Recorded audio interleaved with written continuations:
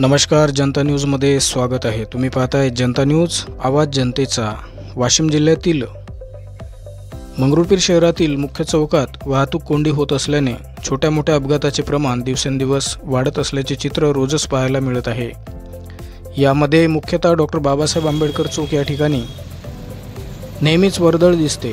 दुचाकी, चारचाकी व तसेच पायी चालणाऱ्यांची घाई बघता या ठिकाणी अनेक अपघात घडत असल्याने यामध्ये बऱ्याच जणांचे शारीरिक इजा होऊन नुकसान झाले आहे व गाड्यांचे सुद्धा तुटफूट होऊन आर्थिक नुकसान होत आहे।